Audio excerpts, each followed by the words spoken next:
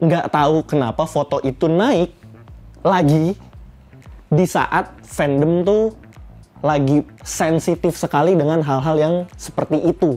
Sebenarnya 1960 adalah titik di mana Jepang tuh mulai transform dari yang Jepang. Karena kalau teman-teman tahu, Jepang kan bersekutu nih. Ini kita mundur dikit ke Perang Dunia nih ya. Why not? Jadi pengen ngomongin idol group tapi ngomong ke Perang Dunia dulu deh. Yes. Kalau lu mau ngomongin ke Indonesia, orang Indonesia kalau udah nyebut idol group, top of mind di kepala mereka masih JKT48.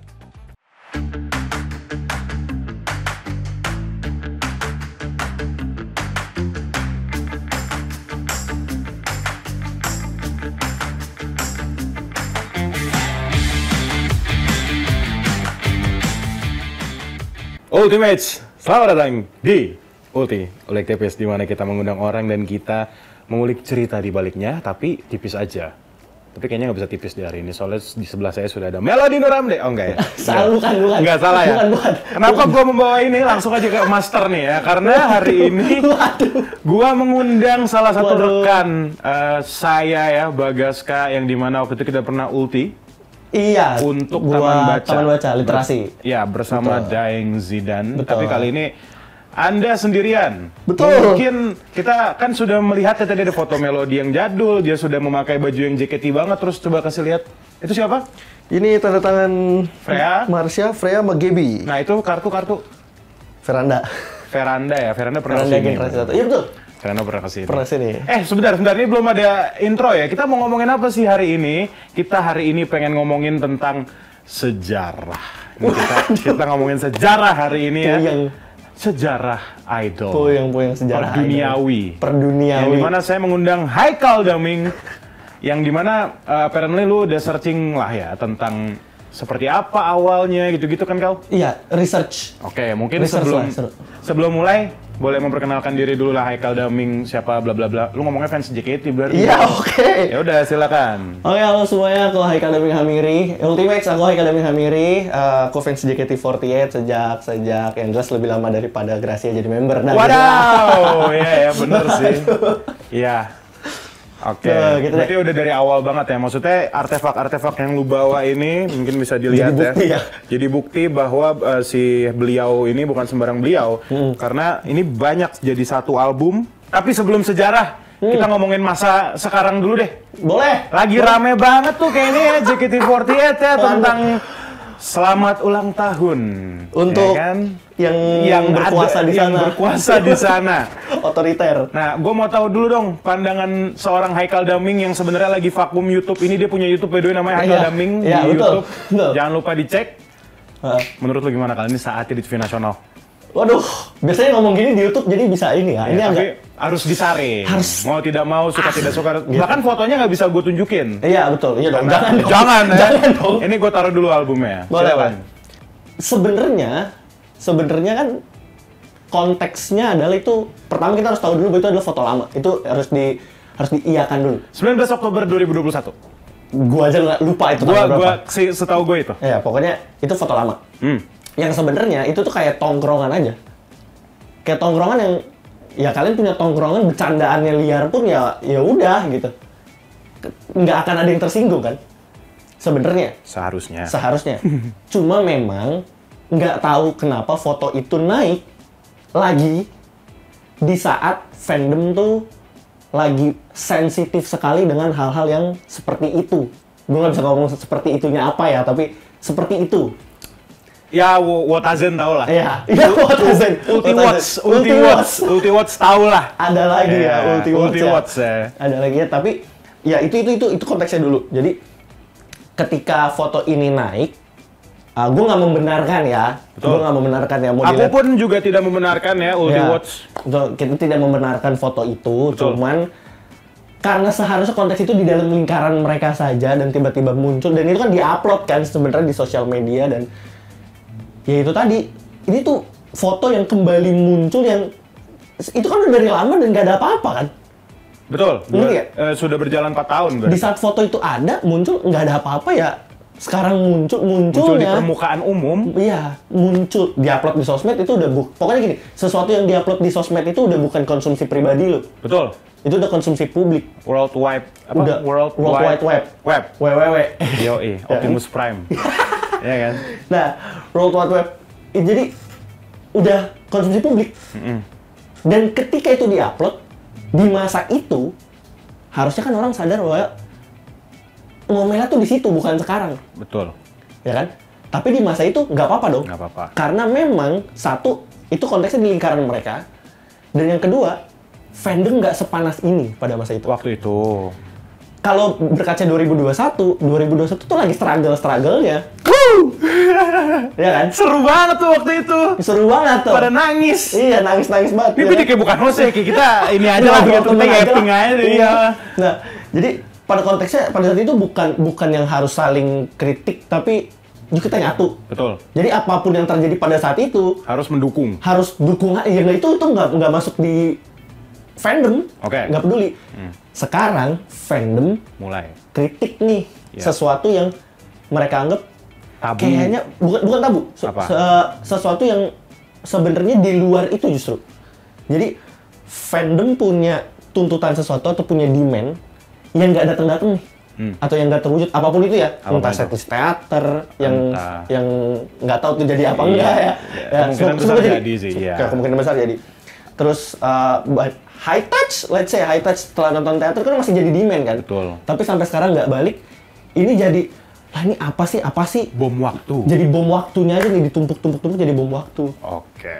Gitu. Jadi ini sebelum kejauhan ya, karena sebenarnya topik kita hari ini adalah sejarah. Tapi intinya memang such a unfortunate event aja untuk manajemen, untuk stakeholders betul. Gitu loh, apa yang terjadi di sana ya sudah mengeluarkan official statement. Jadi kita sebagai Ulti Watch hanya bisa menunggu apa yang akan terjadi di masa depan. Ngomong-ngomong soal masa depan, kita juga bisa ke masa lalu. Hisatsu teleport. Hisatsu teleport, wota banget ya.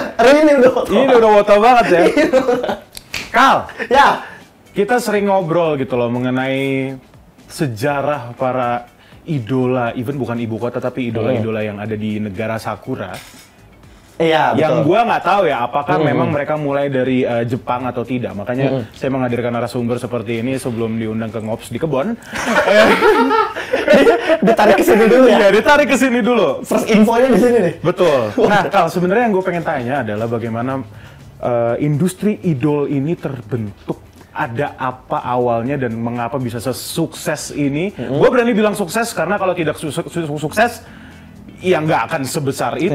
Even masif ini. Iya, even puncaknya ada di Koizuru Fortune Cookie, di Seventeen, di apa lagi waktu itu ya, banyak. Ini pesawat 365, Gagar Siska kan. Iya, betul. Gimana awalnya, Kal? Yang lu research, boleh dikasih tahu ke para Ulti Watch? Ini buat temen-temen Ulti Watch dan Ultimates. Ada dua. Pertama, ini research sendiri ya? Iya. Jadi bisa banyak data yang mungkin gua lewat nih. Iya. Jadi itu dulu yang harus disclaimer dulu ya. Tapi gua coba untuk ngasih teman-teman Ultimates data yang paling gampang dicari nih. Nah, contohnya? Paling gampang dicari. Misalnya apa ya? Buka internet, Wikipedia deh. Iya. Paling gampang deh itu, udah paling gampang tuh ya Wikipedia. Walaupun Wikipedia bisa diganti-ganti orang. Betul. Sebenarnya udah paling gampangnya nih. Kalau ngomongin idol group, apalagi idol industri, itu justru bukan datang dari Indonesia, bukan datang dari Korea. Bukan dari Jepang juga? Datangnya dari Jepang. Justru datangnya dari Jepang. Nggak tahu kalau sebelum di zaman Mesir kuno ada. Ya nggak tahu ya gitu loh. Iya. Gua pun juga nggak tahu. Itu nggak tahu. Iya. Kalau lu riset? Iya, kalau kita ngobrolin idol group sekarang, riset yang gue temuin adalah mulainya dari Jepang tahun 1960. 1960, bahkan Ultraman belum lahir. Iya. Betul. 1960, karena sebenarnya 1960 adalah titik di mana Jepang tuh mulai transform dari yang Jepang. Karena kalau teman-teman tahu, Jepang kan bersekutu nih. Ini kita mundur dikit ke Perang Dunia nih. Why not? Jadi pengen ngomongin idol group, tapi ngomong ke Perang Dunia dulu nih. Yes. Setelah kejadian bom Hiroshima Nagasaki 6 dan 9 Agustus, Jepang kan jatuh tuh, tarik mundur pasukan dan segala macam. Di situ Jepang berubah tuh, ngebangun sekolah dan rumah sakit untuk ngebangun negaranya lagi, nyusun negaranya, bangun sumber daya manusianya. Nah, dari situ berkembanglah, ditemukanlah jawaban-jawaban kayak neokolonialisme baru. Jadi kayak kalau dulu menjajah atau kolonial sesuatu itu kan harus angkat senjata. Sekarang nggak perlu. Sekarang ya dengan idol-idol ini sebenarnya konteksnya bisa jadi neokolonialisme. Sebenarnya itu. Anak muda zaman sekarang lebih bangga makan topoki, ngerasa keren makan topoki dibandingkan makan empek-empek yang dijual depan rumahnya kan? Iya. Bener dong? Iya. Nggak bisa harus diakui itu. Dia makan pempek nggak difoto ke story. Iya betul. Ya kan? Dibanding topoki ya, maksudnya di iya. restoran. Ini gue nggak. Kita boleh kenal budaya luar tapi jangan tinggalin yang di dalam gitu maksudnya. Ya kayak gitu kan. Jadi seiring berjalannya waktu, ini berkembang 1960, mulai 1970 masukin masa keemasan, 1980 itu 1960 dimulai, 1970 populer, 1980-an masa keemasan, 1990-an ini adalah titik puncak di mana Jepang berhasil menguasai pangsa pasar Asia. Oke. Itu masih panjang lagi tuh ke depannya. Masih panjang lagi ya, karena memang fortunately kita juga masih panjang pertemuan kita hari ini. Jadi gua sepertinya harus gue stop dulu di sini ya. Nanti kita ngobrolin lagi tentang sejarahnya seperti apa. Gue pengen tahu, mungkin lu udah riset tentang grup apa aja mungkin yang lu tahu awal-awalnya ada siapa aja mungkin, atau dari Korea yang lu tahu. Waduh. Korea Utara kan juga punya. Iya kan? Satu. Lu tahu tuh. Iya gitu loh. Nah, itu nanti seru-serunya di situ. Tapi I'm gonna have to stop you right there karena ada yang mau lewat dulu. Ya. Ultimates dan Ulti Watch jangan kemana-mana, tetap di Ulti Ulik Tipis.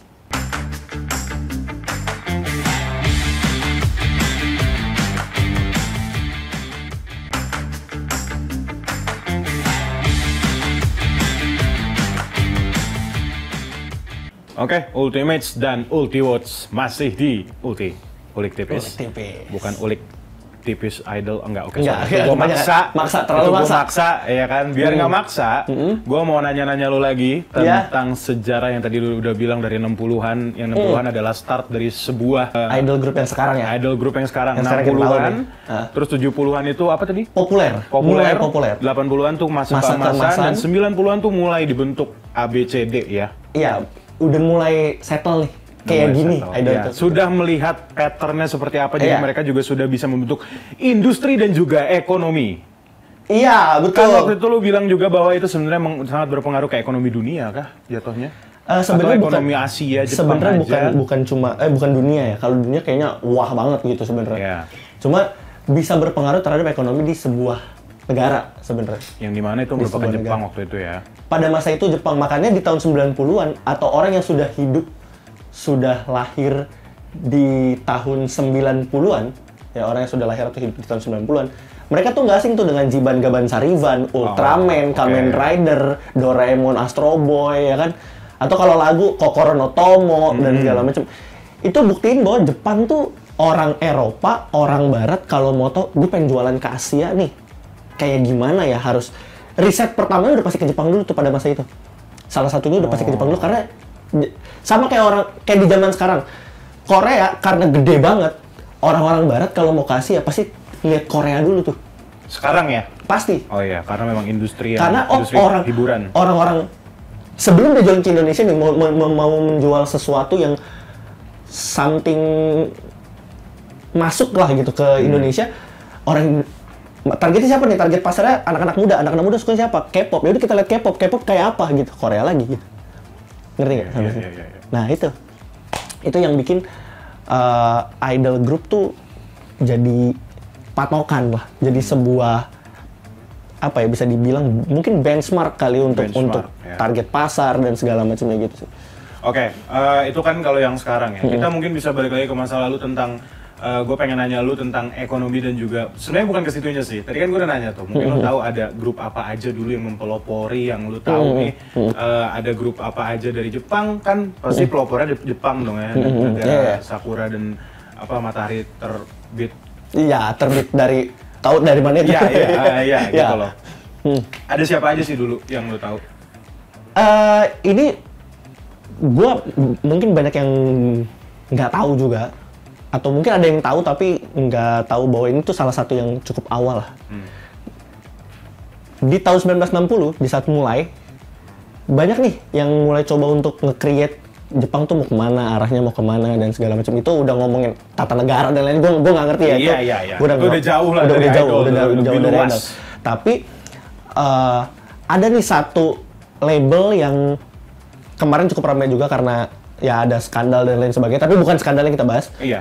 Ini sudah dimulai tahun 1960 manajemen ini udah ada nih. Itu namanya Johnny and Associate. Johnny and Associate yang sudah bubar bukan? Iya, ganti nama, rebrand sebenarnya. Ganti nama. Johnny Associate rebrand, gue lupa namanya ganti apa. Oh, gue kira bubar. Jadi setelah kasus kemarin, gue lupa karena apa, terus namanya tuh sekarang bukan Johnny and Associate. Oh, berubah. Gitu. Iya. Rebrand ya. Tapi nggak tahu ya bener ujungnya bubar apa nggak tahu ya. Iya. Gue sempet lihat juga gitu loh. Soalnya ada salah satu aktor Ultraman yang sangat susah untuk ditarik lagi ke suburaya gara-gara Johnny Associate tuh sangat ribet kan. Wah. Iya, apalagi untuk aktor-aktor yang memang kawakan lah. Iya, gitu. betul. Mungkin orang nggak kalau tahunya Johnny and Associate beberapa tahun kebelakangan atau baru tahu sekarang, ya mungkin yang dikenalnya karena itu dengan keribetannya dia dengan segala macamnya. Tapi justru ini yang mulai loh. Salah satu manajemen ya. Sebelum lu melihat idol K-pop Blackpink, JKT, Les Seraphim atau sekarang yang paling baru Nuna. Nona. Sebelum ada grup-grup ini dulu yang mulai loh. Si Johnny and Associate ini tahun 1990. Itu kayak semacam one off ya. Ya, gue atau yang lain. Ya. Karena Johnny and Associate lumayan besar gitu loh. Apalagi gue sebagai fans Ultraman juga gitu kan ada aktor yang ketahan jadi nggak bisa muncul on screen lagi. Terus pas kemarin ada berita tentang Johnny and Associate kayak skandal atau berita tentang tidak enaknya itu, mungkin ini jadi agak geser. Jadi agak geser. Ya maksud gue mungkin dengan rebrandnya itu juga bisa jadi memang ada kepala yang berubah, jadi juga peraturannya juga berubah. Bisa jadi jadi kayak gitu. Kemarin gue juga kaget tuh, si aktornya Daigo juga balik lagi nih gitu, Ultraman 3 gitu. Iya. Ternyata ada perubahan itu. Oke, kita balik lagi ke idol ya. Johnny and Associate. Johnny and Associate ini dia ngeluarin idol apa aja nih yang lu tahu nih? Johnny's Junior namanya. Johnny itu nama orang ya? Gue lupa namanya Johnny siapa gitu. Tapi dia bukan orang Jepang. Gue lupa blasteran Jepang Amerika atau apa gitu. Pokoknya yang gue inget dia balik dari Amerika baru mulai ini semua. Di Jepang. Oh, oke. Sewa kantor dan segala macamnya gitu. Johnny's Junior gitu loh. Lu tahu nih. Johnny's Junior tuh kalau nggak salah titel buat Kenkyusei-nya atau trainee-nya kalau nggak salah. Namanya tuh Johnny's grup atau gue lupa deh, pokoknya ada nama-nama Johnny-nya gitu lah. Johnny yes papa kali ya, kayak gitu dah. Pokoknya gitu ya. Iya. Oke. Itu cewek-cewek atau cowok-cowok atau cewek-cowok? Fun fact-nya, cowok-cowok. Cowok-cowok. Nah, kalau idol grup sekarang menarik ke cewek-cewek justru dimulai dengan cowok-cowok. Dimulainya justru dengan cowok-cowok. Betul. Ngomong-ngomong soal idol cowok-cowok, gue juga sempet lihat kayaknya banyak. Ya maksudnya ya K-pop grup juga banyak gitu kan. Enggak yang Jepang. Akipe ngumumin bakal ada idol cowok. Gitu. Walaupun belum tahu ya. Ya, just rumor kan. Just rumor ya. Karena kalau dibilang idol grup cowok, Akipe tuh udah pernah buat idol grup cowok. Namanya? OJS 48. Ojisan 48 ya. Isinya bapak-bapak. Fun fact lagunya bagus guys, kalian dengerin sendiri. Emang lagu original mereka? Ojisan 48 itu? Namanya, iya enggak, maksudnya mereka punya lagu original. Punya lagu original. Wow. Dan lagunya bagus, walaupun habis itu bubar ya. Iya memang. Karena bapak. Iya memang. Itu lebih ke bubar gara-gara pinggangnya udah sakit nggak sih? Mereka lebih, gue lupa ya, tapi sampai detik ini yang gue temuin mereka tuh sih cuma nyanyi ya. Oh nggak ada joget-joget ya. Orang tua bro. Iya bener juga sih. Bro, masa iya kan. Ojisan 48 ya. Oke. Nah itu, gue pengen nanya ke lu sebenarnya Kal, setelah lu research itu, apa yang membuat lu penasaran gitu loh dengan industri idol di masa itu, dan maksudnya sekarang juga sudah besar, lu kan beliau by the way lebih dulu ngikutin JKT daripada saya 2019, dia dari Melody. Itu tadi lebih lama dari Gracia jadi member. Lebih lama dari Gracia jadi member ya. Iya.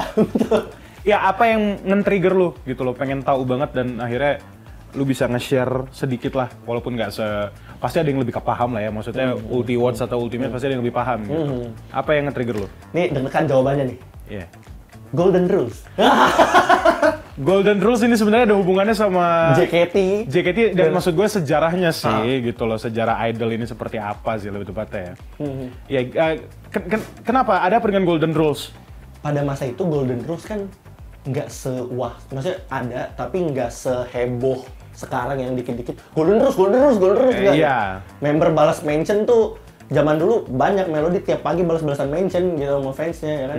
Sekarang kan balas mention dikit, repost dikit, dihapus ya, di fallback ya. di fallback gitu. Yeah. Nah, sampai ada satu masa di mana gua kesel sama member yang kok lu ngelanggar sih gitu. Gua bete tuh. Kapan tuh? Udah lama banget. Udah lama banget. Sampai akhirnya ada satu member generasi 1 JKT yang kena juga. Dia bukan dosi gua. Dia kena juga. Tapi kok gua nggak bela ya? Boleh disebut member yang... Nggak usah. Nggak usah, oke. Nggak usah.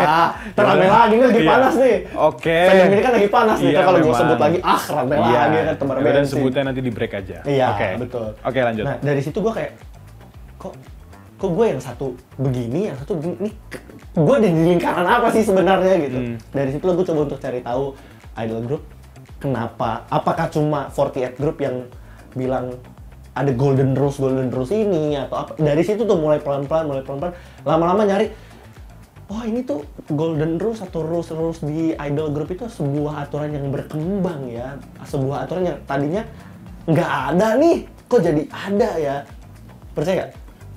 Member JKT48 nggak boleh nerima peliharaan, hewan peliharaan. Iya. Siska dapat anjing teman-teman.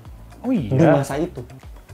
Gue baru tahu nih jujur nih. Sekarang nggak boleh kan? Iya. Kok tadinya boleh sekarang nggak boleh? Berarti aturan yang lain ada. Termasuk yang iya, nggak boleh pacaran lah, sebut aja gitu. Siapa tahu dulunya boleh. Tapi sebelum JKT, gua nggak tahu tuh. Oh, sebelum JKT lo nggak tahu. Mungkin AKB di awal-awal kali nggak tahu. Tapi kayaknya ada sih. Nah iya itu dia. Gue pernah menghadirkan salah satu source yang sangat terpercaya, yaitu Sinta Devi generasi 9 kesini. Dan dia bilang memang ada gitu loh. Iya, kalau mungkin ada ya, tapi kan kita nggak tahu kan. Karena kan itu udah urusan pribadi, jatuhnya udah personal. Iya sih ya. Udah personal, jadi urusan lo aja itu, bukan urusan gue sebenarnya. Gue sebenarnya kalau ngomongin sejarah ya, dan juga Golden Rules gitu loh, gue sangat penasaran sih dengan otak-otak apa sebutannya businessman mereka, Akipe dan temen-temennya di tongkrongan tuh kayaknya asik deh kalau misalnya emang kita bikin ini jadi sebuah brand, bukan brand ya, apa sebutannya ya, nilai jual. Nilai jual yang mereka ada yang dijual. Yaitu bisnis delusional. Sebenarnya bukan bisnis delusional. Kalau ngomongin delusional, lu ngarepin apa gitu? Lu ngarep nikah sama Raisa juga delusional ya, pada masa itu. Oh iya betul. Iya, ya memang. Bener ya? Gua nonton Harry Potter pertama kali ngeliat Emma Watson jodoh gua nih gitu. Iya, itu kayak Tara Arts juga gitu. Iya memang. Iya, jadi sebenarnya bukan delusional, tapi ada sesuatu yang distruktur dengan baik, di-serve dengan unik, diterima dengan baik, base-nya akhirnya jadi kuat. Kalau di Mata Najwa disebut waktu itu. Apa tuh? Parasosial. Parasosialnya jadi kuat. Ini yang bikin grup itu bertahan. Makanya ini sebenarnya panjang banget, tapi ya itu ada faktor internal dan eksternal dan segala macam, tapi ya itulah.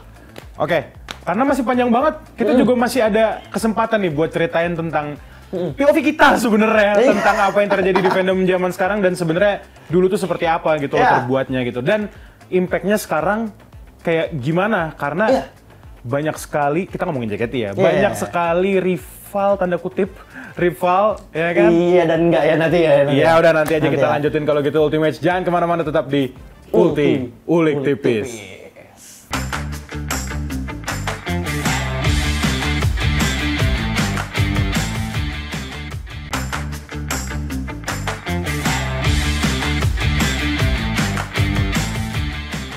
Ultiwatch, Ultimates masih di Ulik Tipis. Bersama Haikal Daming, kita sebenarnya agak progresif ya gitu loh. Awalnya kita pengen ngomongin sejarah doang, tapi ternyata sekarang tuh lagi banyak yang terjadi. Jadi kayak sekarang sekalian aja gitu loh, mengutarakan opini kami tentang apa yang terjadi sekarang di TV nasional juga gitu sekalian kali ya. Tapi dengan saringan lah ya. Ya dong, kayak Kakashi. mungkin brutal. Iya, itu enggak disambut tuh jokes gua. Saringan Kakashi. Iya. Oke, miss. I miss. Ya, emang, I'm sorry for the jokes. Enggak apa-apa. Oke, tadi kita ngomongin tentang rival. Ya. Nona Nona ini kan salah satu yang waktu itu sempat ramai juga, ada tweet yang ngomong bahwa pendengar Nona di bulan tersebut sudah melebihi pendengar JKT Monthly listener Monthly listener Spotify ya kan? Di Indonesia, pokoknya di Spotify. Indonesia ya. Gimana menurut lo tentang Nona? Apakah emang bakal bisa destroy JKT48 di permusikan Indonesia? Bukan permusikan sih, lebih tepatnya di idol. Belantika Idol Group. Itu bahasa TV banget tuh, Belantika ya. Gimana? Bisa iya, bisa enggak. Oke. Bisa iya, bisa enggak. Ini 50-50 tuh. Pilihannya cuma satu. Lu tertinggal jatuh ke bawah, Nona naik ke atas, atau lu naik bareng-bareng sama Nona? Naik bareng-bareng, berarti kolaborasi ya maksud lu ya? Jadi dua. Gini, Nona atau Nona ya gimana sih nyebutnya? Nona sih harusnya ya. Nona Ria, enggak bukan. Bukan, beda. Itu beda band. Oke. Nona ini jadi segede ini bukan satu hal yang tiba-tiba ujuk-ujuk ETA Tracing gue bikin grup enggak. Iya lagi. Itu konseptor. Mereka udah di konsep nih. Tapi pertanyaannya, konsepnya mau kayak apa dan mau dibawa kemana? Ini yang masih seru untuk kita ikutin nih. Nuna kayak apa nih? Nuna ujungnya bakalan kayak apa nih? Brandnya kayak, kalau sekarang kan yang teman-teman lihat ketika mereka debut di di Los Angeles bawain lagu Shoot-nya mereka, Shoot ya. Ya namanya sih Shoot ya. Iya, mereka kan kayak menampilkan elegansi, kayak keren. Tapi apakah itu akan terus-terusan? Kalau itu akan terus-terusan monoton loh. Oke. Bisa naik, bisa jadi bom waktu juga. Maka sebelum lu explore, Nuna ini butuh base yang kuat di Indonesia. Karena lu bawa nama Indonesia ya. Idol group asal Indonesia, Nuna. Ya maka lu harus punya base-nya dulu di Indonesia. Karena kalau lu di Amerika jatuh terus lu datang ke Indonesia, orang luar datang ke Indonesia, tau Nuna nggak ada yang tahu. Ngapain, malu juga lu ya kan. Nah, itu yang dibutuhin Nuna saat ini sebenarnya. Gue nggak bilang Nuna jelek, dan emang nggak jelek. Emang gitu. enggak, emang enggak kok. Gitu. Tapi memang kalau lu mau ngomongin ke Indonesia, orang Indonesia kalau udah nyebut idol group, top of mind di kepala mereka masih JKT48. Siapa gitu? Ada? Nggak ada. Even yang dibilang Cika Idol pun juga sepertinya masih sangat underground ya. Jauh. Yeah. No disrespect by the way. I know some of the member, jadi Kak Sherin, Kak Vanes, Kak Lintang. Tahu doang itu. Iya. Lu pernah mengundang juga kan waktu itu di YouTube. Lu ngundang siapa? Banyak, ada Sojo Complex. Sojo Complex. Sojo Complex, Minervalen. Minervalen. Iya, terus Crescendo Idol ya.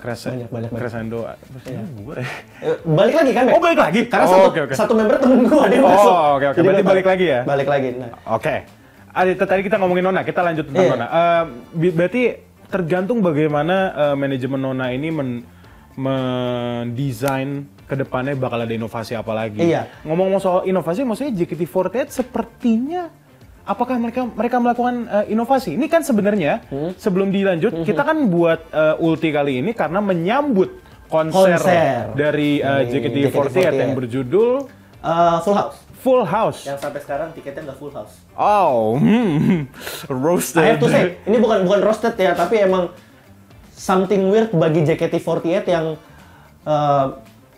lu biasanya jual tiket nggak nyampe semenit ludes, ini lagi turun sih memang. Tiba-tiba jatuh banget kayak. Yang lagi turun sih memang. Ini satu hal yang belum gue nanyain ke lu. Walaupun maksudnya kita melihat ya, kan tadi gue ngomongin tentang kolaborasi. Apakah tadi tentang Nona kayak bisa mereka naik bareng atau enggak? Mungkin kolaborasi karena di konser Full House ada Isyana, ada siapa lagi? Itu satu. Erwin Gutawa ada sih nggak ada ya? Bukan Erwin Gutawa, tapi ada satu cukup besar lah. Iya, gue lupa jujur ada siapa aja. Sumpah, gitu loh. lupa. Tapi yang pasti nama-nama kolaborasinya besar. Aku berharap udah masih SC lo padahal. Iya bener, masih SC. Aduh. Oke, lanjut. Iya lanjut.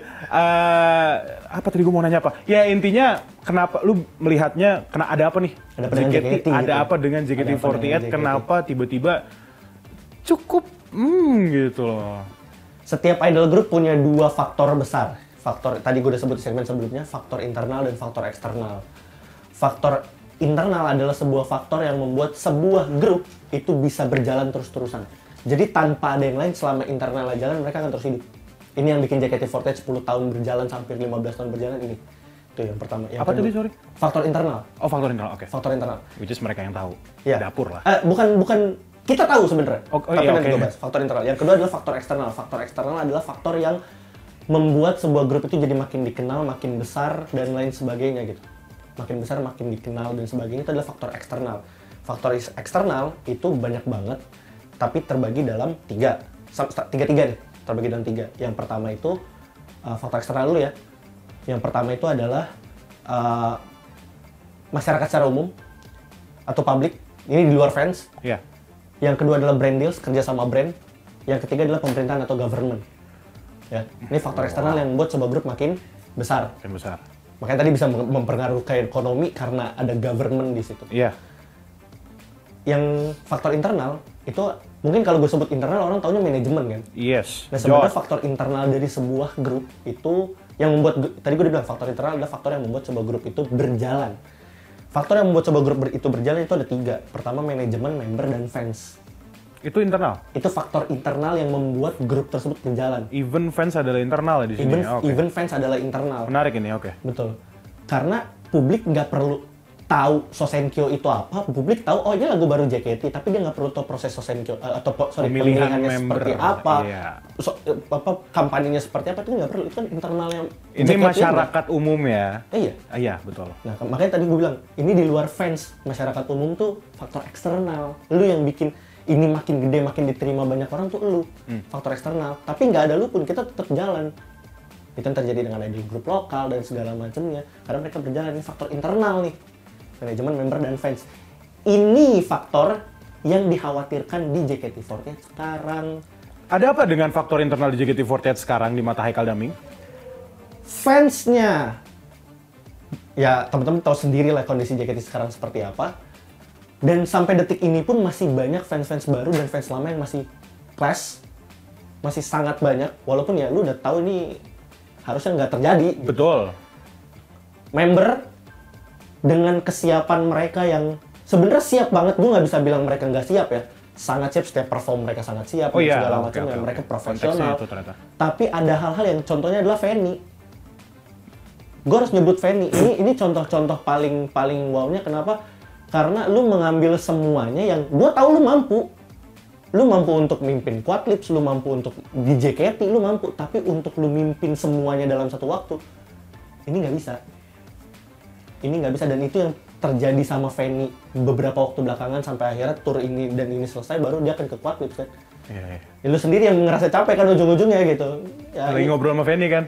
Iya. With all due respect, Tempen, kita cuma berkomentar. Ini kritik saran ya? Kritik saran. Kritik saran yang crispy. Kritik saran opini. Opini. Iya, betul. Gitu kritik saran jadi, opini. jangan ada dusta di antara kita. Enggak. Kita cuma berkritik aja. Gue suka banget Fanny kok. Fanny sih salah satu yang menurut, nih gini loh. Mungkin gue bisa menyapu ini loh. Nih nggak perlu disapu juga sih, tapi maksud gue dengan Fanny gitu loh yang bersedia untuk menjadi anggota JKT48 full time, untuk menjadi anggota Quadlips full time, berarti dia tuh sebenarnya yakin bahwa gue tuh bisa. Tapi dengan melihat jadwal, melihat tenaga, melihat mungkin duit bukan masalah ya buat Fanny lah ya gitu loh. Ya maksudnya kayaknya emang harus salah satu, karena yang merasa tanda kutip terganggu sebenarnya bukan Fanny-nya, tapi fansnya. Iya sih, ya Fanny juga pasti terganggu. Iya. Sorry, Fanny juga pasti terganggu. Ya, tapi yang gue lihat, ya kan kalau gue nggak. As a fans. Mata fans loh ya. Aku nih fans murni loh, bukan yang gimana-gimana. Aku nggak punya japri, nggak ada.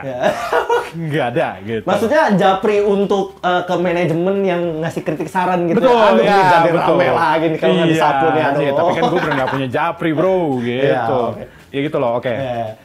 Tapi ya pada akhirnya sebenarnya ketika fans-fans ini pada teriak, kenapa lu udah tahu harusnya satu-satu dan segala macem, ya lu nggak berkaca dari 2013 apa yang terjadi dengan Akicha. Nah ini gue nggak tahu nih. Maksud gue apa yang terjadi dengan Akicha di 2013? Ada fotonya Akicha? Ini dia Akicha.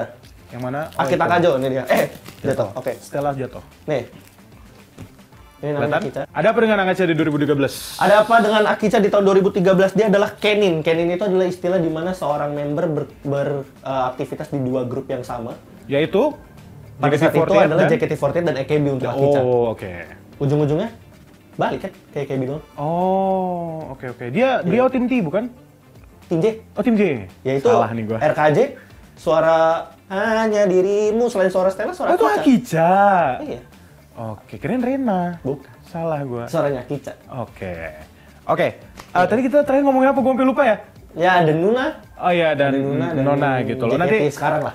JKT yang sekarang nih jujur nih Kal, maksud gue nggak tahu ya apakah Ulti ini bisa menyampaikan opini ini gitu loh sampai ke even yang bukan Ulti Watch tapi yang Wota aja gitu loh. Gue harap sih bisa nyampe ya gitu loh opini-opini lu gitu loh. Tapi kita masih di satu segmen lagi bukan? Oke, kalau gitu Haikal, Ultimates dan juga Ulti Watch jangan kemana-mana, kita masih mau ngomongin tentang idol, jadi tetap di Ulti Tipis.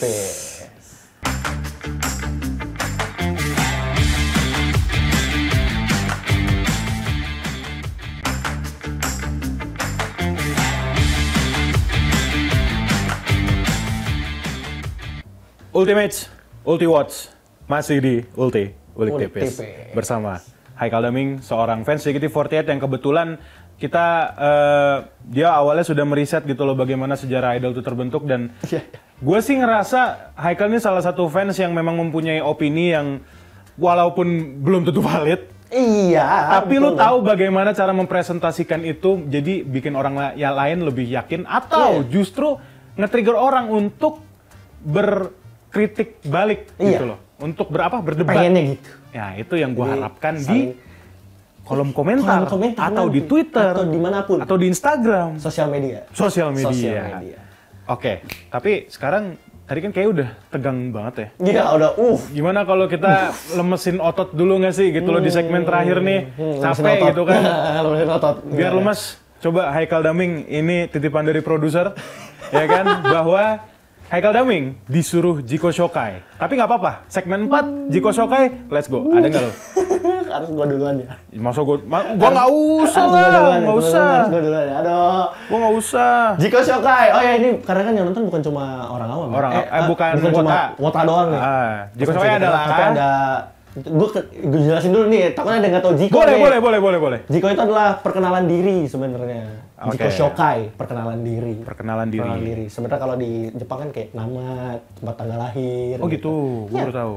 Namanya siapa, tinggal di mana. Jadi basic ya? Basic banget.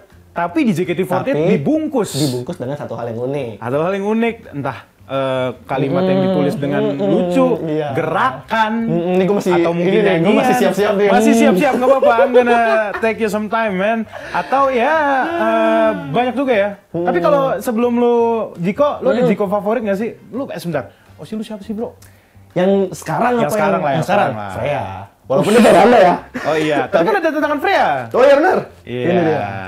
Okay. Freya sekarang. Freya ya, berarti gitu. Senyum karamel. Kalau Haikal Daming Jikonya apa? Jiko Shokainya pakai Jiko yang tidak pernah berganti. Asik. Dari dulu. Iya betul. Karena dengan OSI pertama gua. OSI pertama lu siapa? Pertama gua ada di batch pertama. Itu yang jadi opening tadi. Kelihatan? Itu dia. Nih, kelihatan? Nah, itu dia. Ini dia. OSI pertamanya adalah Melody Laksane. Jadi ceria dan OSI-nya udah jadi JMJKT, aku Haikal.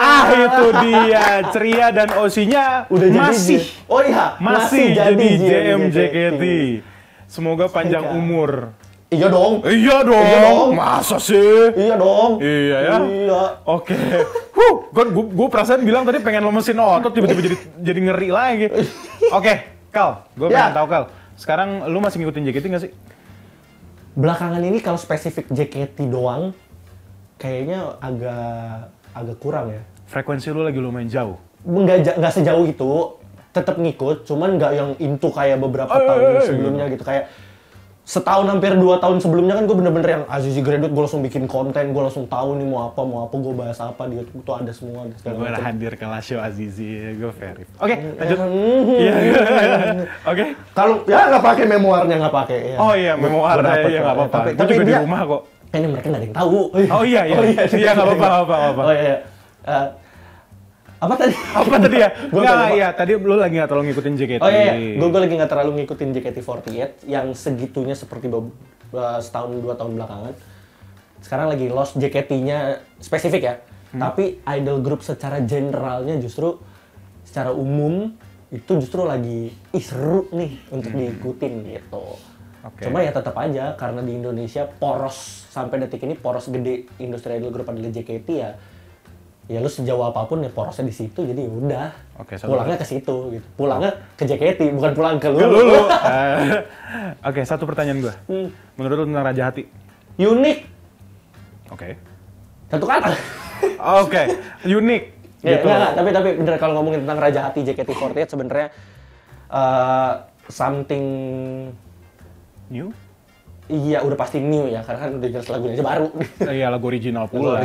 Jadi ditulis sama Lale Manino. Cuma akhirnya JKT lewat, setidaknya gue nggak tahu nanti kedepannya seperti apa, di lagu single-single berikutnya seperti apa, tapi setidaknya gue masih merasa bahwa inilah JKT, terus inilah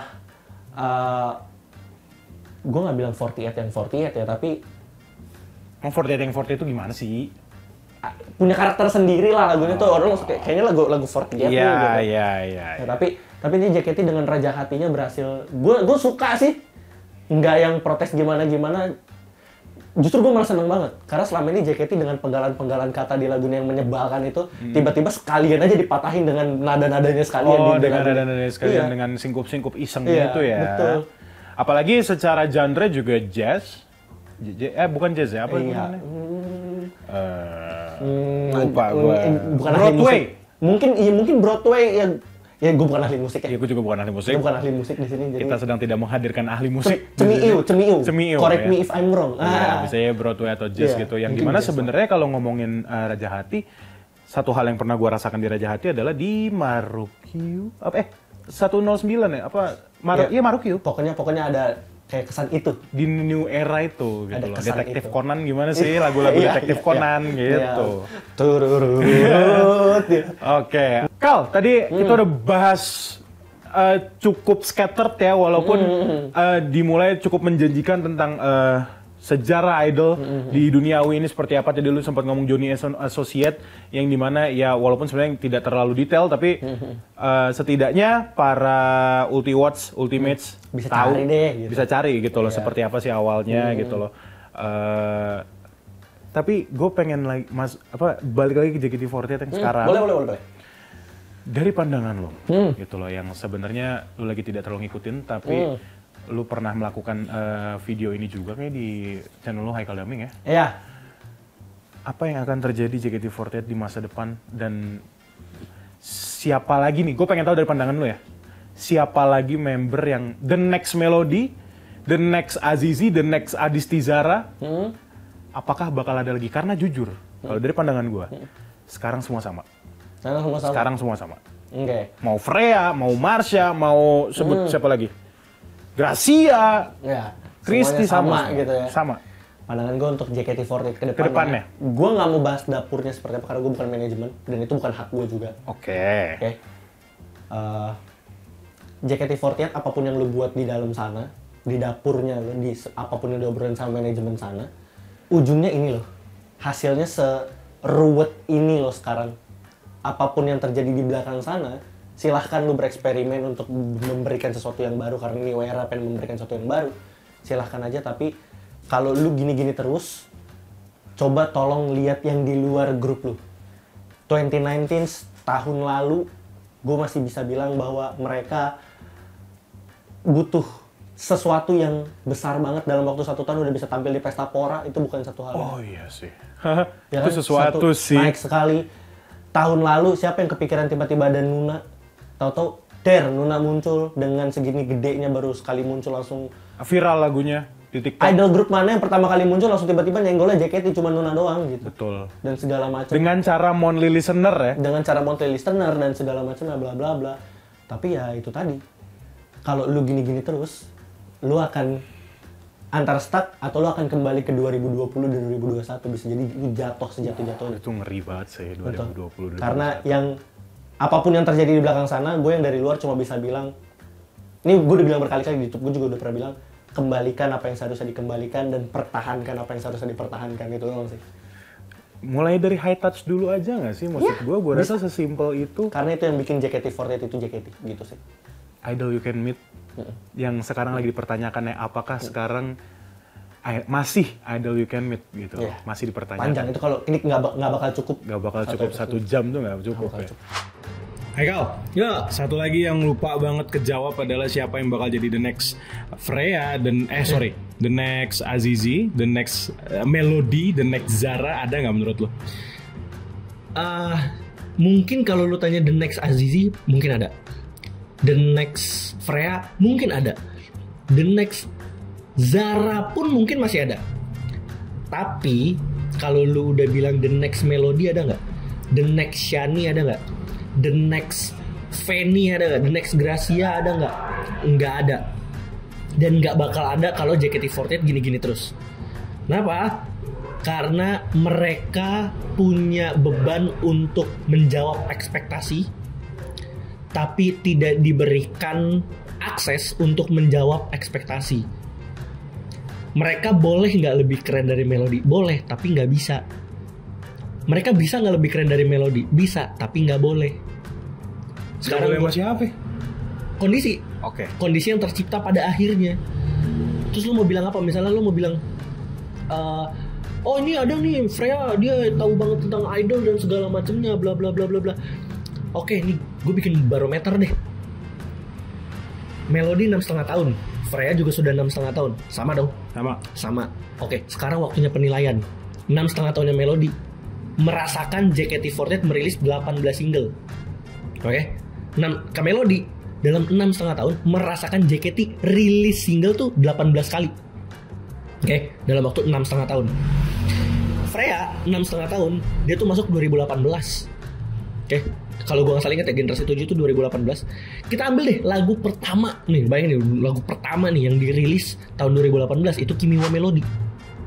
Oke, Kimi wa Melody. Sekarang tahun 2025, udah 6,5 tahun nih. Emang 2018 Kimi wa Melody? Kimi wa Melody pertama kali. Bukan 2016 ya? Bukan. Kimi wa Melody itu penghantar tulusan Melody, dirilis 2018. Oke. Lagu pertama yang keluar tahun 2018 adalah Kimi wa Melody. Lalu single yang sekarang atau tahun di 2025 ini itu apa? Sukinanda. Sukinanda adalah single ke-26.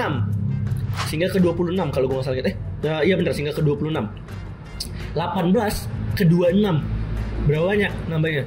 Cuma 8. Berarti Freya dalam 6,5 tahun cuma ngerasain JKT48 nambah lagu cuma nambah 8 lagu doang. 6,5 tahun 8 lagu sama 6,5 tahun 18 lagu. Itu jauh. Single lah lebih tepatnya ya. Iya, single. 18 single. Ini jauh loh. Sangat jauh. Terus lu berharap Freya sebagus-bagus itu bisa ngalahin Melody? Ya jauh. Oh tapi bisa bang. Oke lah, nggak apa-apa. Oke, lu mau masuk ke data berikutnya. Dari 18 single, Melody 17 kali senbatsu. Freya berapa kali senbatsu dari 8 single itu? Oh, gue nggak tahu sih. Tapi yang kayaknya kebanyakan pilihan manajemen juga. Kimi wa Melody nggak ada. Uza Everyday Katyusha nggak ada. High Tension nggak ada. Rhapsody apalagi? Rhapsody ada nggak tuh? Nggak ada kalau nggak ada. Ada Vivi kalau gitu trainee. Nggak ada. Abis Rhapsody apa? Darashina Isikata. Darashina Isikata itu pun karena akhirnya semua member masuk. Betul. Akhirnya lu masuk di situ sekali. Karena pilihan member, pilihan manajemen, sorry. Berarti berapa tuh? 18. Kimi wa Melody, Everyday Katyusha sama apa namanya? Uza. Lalu High Tension, Rhapsody. Lu udah nggak masuk nih 4 lagu pertama. Di single kelima setelah lu masuk, yaitu apa namanya? Darashina Isikata. Lu baru masuk di situ. Itu pun karena manajemen semuanya mau. 33 member. Setelah itu apa? Setelah itu Flying High nggak sih? Flying High ya bener. Iya. Setelah itu Flying High single ke-24. Iya bener. Single ke-24. Lupa gue jujur. Single ke-23 Flying High. Itu Freya masuk gak ya? Enggak masuk ya Freya? Enggak. Ya udah nggak masuk lagi. Christy, Jinan, Chika, siapa lagi gitu? Gracia, Shani. Ya pokoknya gue lupa ya. Itu tinggal dihitung aja tuh. Lalu apa namanya? Setelah itu ada single ke Sayonara Crown. Sayonara Crown masuk nggak tuh? Kayaknya iya ya. Lupa gue jujur. Ya pokoknya gitulah. Nah lu tinggal hitung aja tuh berapa kali dia masuk, berapa kali enggak dari 8 single. Terus lu mau barometer lagi nih sama Melody. Melody dari single pertama sampai single ke-8 masuk semua tuh. Iya. Lu kalau mau fair-fairan ngitung sama-sama 8 single ya, lu udah kena telak tuh. Terus lu berharap Melody, nggak bisa. Shani aja lu kali 2 itu baru sama Melody, bukan melebihi. Oke. Berarti lu berani bilang The Next Melody tuh nggak ada? Nggak bakal ada kalau JKT-nya gini-gini terus. Oke. Jadi yang harus dilakukan adalah kalau lu pengen ngeliat Kinal berikutnya, lu pengen ngeliat Shani berikutnya, lu pengen ngeliat orang-orang besar itu di era yang sekarang, jawabannya cuma tadi gue bilang, kembalikan apa yang seharusnya dikembalikan dan pertahankan apa yang seharusnya dipertahankan. Itu doang. Kita kembali lagi ke studio. Kelas. Ya udah, nanti lu bikin video lagi dong. Iya nanti. Jangan lupa di subscribe ya Ultimates Ultiwatch, channel YouTube beliau Haikal Daming. Ya, www.youtube.com/haikaldaming. Mungkin ada Saweria juga boleh. Nggak usah. Ya, tapi ada kan? Saweria.com/haikaldaming. Ya udah kalau gitu. Kal. Ya. Ini jujur kalau misalnya gue lanjutin nggak kelar-kelar. Betul. Dan gue harap Ultiwatch dan juga Ultimates sebelum nonton konser bisa kesini dulu untuk ya pemanasan. Harapannya apa yang diomongin sekarang dijawabnya di konser nanti. Dijawabnya di konser dan bukan sama fans doang tapi sama manajemen. Semua aspek. Ya kalau gitu Ultimates Ultiwatch terima kasih sudah nonton dan terima kasih Haikal Damin sama-sama sudah hadir, kita ngobrol-ngobrol. Aku yang makasih. Itu dia. Kalau gitu gue tutup dulu ya. Iya. Silakan. Makasih udah nonton sampai detik ini dan kita ketemu lagi aja deh di Ulti selanjutnya. Thank you.